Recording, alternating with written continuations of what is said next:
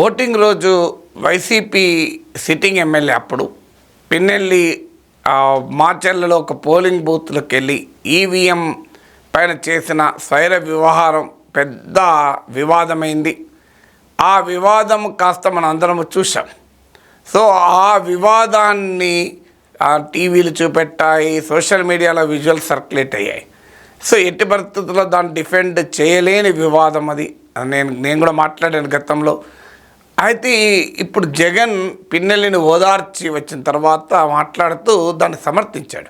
రామకృష్ణారెడ్డి విషయానికే వస్తే నిజంగా ఎంతటి అన్యాయమైన పరిస్థితిలో కేసులు బిగించారు అన్నది ఒకసారి అందరూ కూడా ఆలోచన చేయమని కోరుతా ఉన్నా. మే 13వ తారీఖున ఎన్నికల సమయంలో పాల్వాయి గేట్ అనే పోలింగ్ కేంద్రం దగ్గర తాను అక్కడికి వెళ్ళినప్పుడు జరిగిన ఘటన మీద అసలు ఎందుకు ఆ ఘటన జరిగింది?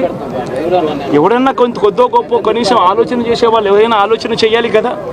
అక్కడ ఉన్న ఎస్సీలను, ఆ గ్రామంలో ఉన్న సామాజిక వర్గం వాళ్ళు గ్రామంలో ఉన్న బూతులు లేకపోయి ఓట్లు వేసే పరిస్థితి లేకుండా ఉన్నప్పుడు ఎమ్మెల్యే అక్కడికి ఆ గ్రామానికి వెళ్ళినప్పుడు ఎమ్మెల్యే ఆ పరిస్థితిని చూసి ఎస్పీకి 4 సార్లు 5 సార్లు 10 సార్లు ఫోన్ చేసినా కూడా ఎస్పీ రాని పరిస్థితిలో ఉన్నప్పుడు, కనీసం సిఐని ఎస్ఐని కూడా పంపించిన పరిస్థితిలో ఉన్నప్పుడు, అటువంటి బూత్లో, సెన్సిటివ్ బూత్లో కేవలం ఒకే ఒక్క హోంగార్డును పెట్టి బూతులు నడుపుతూ ఉన్నారు.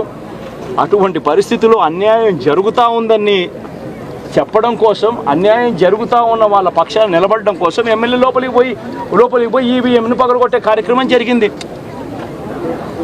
ఎందుకు ఈవీఎంలో నిజంగానే ఎమ్మెల్యేనే రిగ్గింగ్ చేసుకుంటా ఉంటే, ఎమ్మెల్యేకి అక్కడ నిజంగానే ఎమ్మెల్యే పరిస్థితి అంత బాగుండింటే ఎందుకు ఎమ్మెల్యే ఈవీఎం పక్కన కొడతాడు? అక్కడ పరిస్థితి బాగలేదనే కదా, అన్యాయం చేస్తూ ఉన్నారనే కదా. అక్కడికి పోయినప్పుడు అన్యాయం చూశాడు కాబట్టే కదా ఈవీఎం పడగొట్టాడు. సో సమర్థించడం కూడా చాలా విచిత్రంగా సమర్థించాడు. అంటే ఆ పోలింగ్ బూత్లో ఈవీఎంల మ్యానిపులేషన్ జరుగుతుంది గనక పిన్నెల్లి వెళ్ళి ఆ ఈవీఎంను ధ్వంసం చేశాడు. ఆ ఈవీఎంలో తనకే అనుకూల ఓటు వస్తే ఎందుకు ధ్వంసం చేస్తాడు అన్నట్టుగా మాట్లాడాడు. అంటే అర్థం ఏంటి? ఇప్పుడు ఈవీఎంలు మ్యానిపులేట్ ఎవరైనా చేస్తున్నారు అనుకుందాం, వాదన కొరకైనా అది నిజం అనుకుందాం, అవునో కాదో నాకు తెలియదు. దానికో పద్ధతి ఉంటుంది. ఎన్నికల అధికారులకు కంప్లైంట్ చేయొచ్చు, ఎన్నికల కమిషన్ కంప్లైంట్ చేయొచ్చు, కోర్టును మూవ్ చేయొచ్చు, గవర్నర్కి వెళ్ళి చెప్పచ్చు, ప్రెసిడెంట్ ఆఫ్ ఇండియాకి చెప్పచ్చు, లేదు నిరసన శాంతియుతంగా నిరసన కూడా తెలపవచ్చు. ఇన్ని రకాల మార్గాలు ఉంటాయి.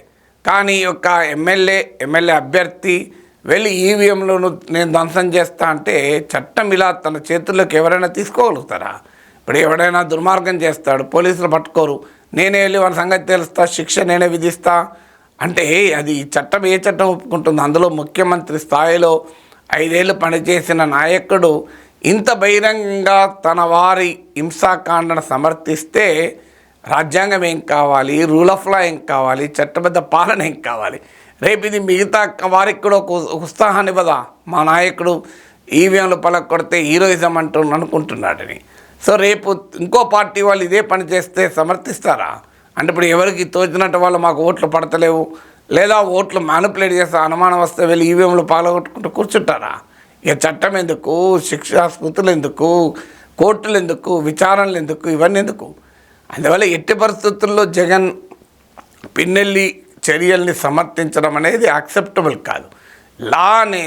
లా ఎన్ఫోర్స్మెంట్ ఏజెన్సీస్ ఉంటాయి. చట్టాన్ని అమలయ్యేలా చూడాల్సిన బాధ్యత కలిగిన రాజ్యాంగబద్ధ వ్యవస్థలు ఉన్నాయి. పోలీసుల చేతుల్లో లాఠీ ఉంటే చట్టం, మన చేతుల్లో లాఠీ ఉంటే చట్ట ఉల్లంఘన. పోలీసులు తుపాకీ ఉంటే చట్టం, మన చేతుల్లో రైఫిల్ ఉంటే అది చట్ట ఉల్లంఘన అనుమతి లేకపోతే. పోలీసులు తుపాకులు కాల్పులు జరిపారనుకోండి, అది చట్టం, వాళ్ళకి అధికారులు కనుక కాల్పులకు ఆదేశిస్తే. కానీ మనం కాల్పులు జరిపితే అది చట్ట ఉల్లంఘన. కారణం ఏంటంటే లా ఎన్ఫోర్స్మెంట్ ఏజెన్సీస్కు రాజ్యాంగం ఆ అధికారాన్ని ఇచ్చింది. కానీ లా ఎన్ఫోర్స్మెంట్ అధికారం సామాన్య ప్రజలకు రాజ్యాంగం ఇవ్వదు. మనం కావాలంటే చట్టబద్ధమైన వ్యవస్థల దగ్గర చెప్పుకోవాల్సిందే. సో కోర్టులు తీర్పులు చెప్పి శిక్షలు విధిస్తాయి, కానీ కోర్టు తీర్పు చెప్పదు, నేనే తీర్పు చెప్తా, నేనే శిక్ష విధిస్తా అని ఏ వ్యక్తి అయినా అనుకుంటే అది చట్టబద్ధ పాలన, రూల్ ఆఫ్ లా ఉండదు, రూల్ ఆఫ్ అనార్కీ అవుతుంది.